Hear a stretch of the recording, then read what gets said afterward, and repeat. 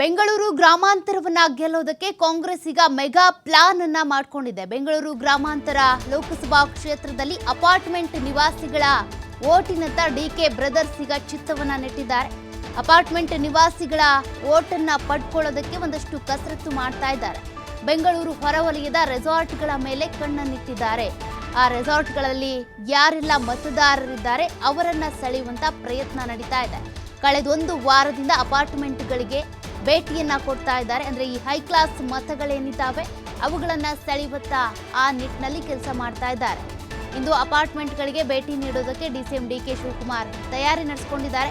ಸಹೋದರ ಡಿಕೆ ಶಿವಕುಮಾರ್ ಮತ್ತೆ ಅದೇ ರೀತಿಯಾಗಿ ಡಿಕೆ ಸುರೇಶ್ ಇಬ್ರು ಕೂಡ ಜಂಟಿಯಾಗಿ ಈ ರೀತಿ ಮತಯಾಚನೆ ಮಾಡ್ತಾರೆ.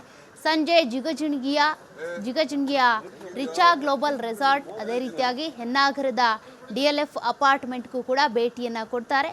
ತೋಗೂರು ಗೋದ್ರೇಜ್ ಅಪಾರ್ಟ್ಮೆಂಟ್ ಇರ್ಬೋದು, MD ಫ್ಯಾಷನ್ ಅಪಾರ್ಟ್ಮೆಂಟ್, ಇಲ್ಲೆಲ್ಲ ಕೂಡ ಭೇಟಿಯನ್ನ ಕೊಟ್ಟು ಒಂದಷ್ಟು ಮತದಾರರನ್ನ ಸೆಳೆಯುವಂತ ಪ್ರಯತ್ನ ಮಾಡ್ತಾರೆ. ಸಹೋದರ ಡಿಕೆ ಸುರೇಶ್ ಪರ ಮತಯಾಚನೆ ಮಾಡೋದಕ್ಕೆ ಅಂತ ಡಿಸಿಎಂ ಡಿಕೆ ಶಿವಕುಮಾರ್ ಅವರು ಸ್ವತಃ ಫೀಲ್ಡ್ಗಿಳಿದಿದ್ದಾರೆ.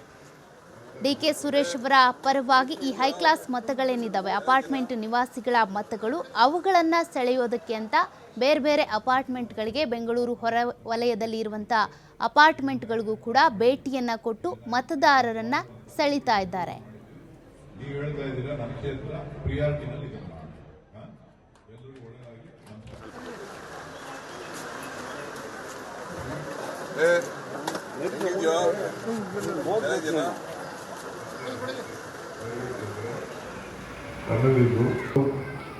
ಹೆಣ್ಮಗು ಇಲ್ಲಿ ಟ್ರಾಫಿಕ್ ಕೆಳಗಡೆ ಅಂಡರ್ ಪಾಸ್ ಮಾಡಬೇಕು ಅಂತ ಹೇಳ್ತಾ ಇದ್ರು. ಪ್ರೈವೇಟ್ ಅಂದರೆ ನನ್ನದಿದ್ರು ಹೆಣ್ಮಗು ಇಲ್ಲಿ ಟ್ರಾಫಿಕ್ ಕೆಳಗಡೆ ಅಂಡರ್ ಪಾಸ್ ಮಾಡಬೇಕು ಅಂತ ಹೇಳ್ತಾ ಇದ್ರು.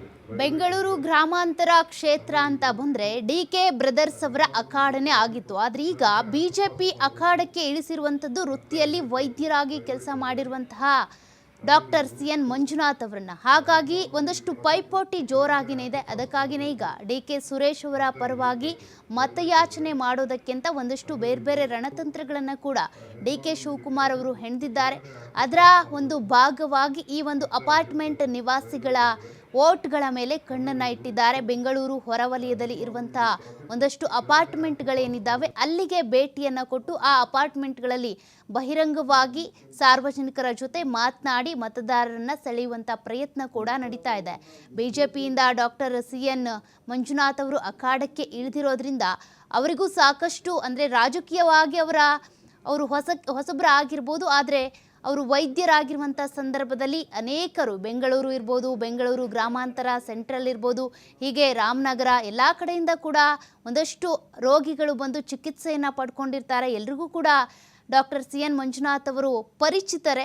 ಹಾಗಾಗಿ ಅವರ ಪರವಾಗಿ ಕೂಡ ಅಲೆ ಏಳೋದಕ್ಕೆ ಒಂದಷ್ಟು ಜಾಸ್ತಿ ಏನು ಟೈಮ್ ಬೇಕಾಗಲ್ಲ. ಹಾಗಾಗಿ ಅವ್ರಿಗಿಂತ ಮುಂಚೆ ನಾವು ಅಖಾಡದಲ್ಲಿದ್ದು ಸಂಸದ ಡಿಕೆ ಸುರೇಶ್ ಅವರೇನಿದ್ದಾರೆ ಮುಂದೆ ಕೂಡ ಅವರೇ ಸಂಸದರಾಗಿ ಆಯ್ಕೆ ಆಗಬೇಕು ಅನ್ನುವಂಥ ನಿಟ್ಟಿನಲ್ಲಿ ಪ್ರಚಾರ ನಡೀತಾ ಇದೆ. ಈ ಒಂದು ನಿಟ್ಟಿನಲ್ಲಿ ಡಿಸಿಎಂ ಡಿಕೆ ಶಿವಕುಮಾರ್ ಅವರೇ ತಮ್ಮ ಸಹೋದರನ ಪರವಾಗಿ ಮತಯಾಚನೆಗಿಳಿದಿದ್ದಾರೆ. ಅದರ ಒಂದು ಭಾಗವಾಗಿ ಈ ಅಪಾರ್ಟ್ಮೆಂಟ್ಗಳ ಮೇಲೆ ಕಣ್ಣನ್ನು ಇಟ್ಟಿದ್ದಾರೆ. ಅಪಾರ್ಟ್ಮೆಂಟ್ ನಿವಾಸಿಗಳ ಮತವನ್ನು ಸೆಳೀತಾ ಇದ್ದಾರೆ.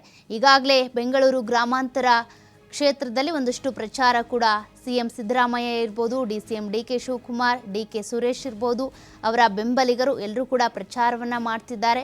ಮನೆ ಮನೆಗೆ ಭೇಟಿಯನ್ನು ಕೊಟ್ಟು ಈ ಕಾಂಗ್ರೆಸ್ನ ಗ್ಯಾರಂಟಿಗಳ ಬಗ್ಗೆ ಕೂಡ ಅದರ ಮಹತ್ವವನ್ನು ಕೂಡ ತಿಳಿಸ್ತಾ ಇದ್ದಾರೆ.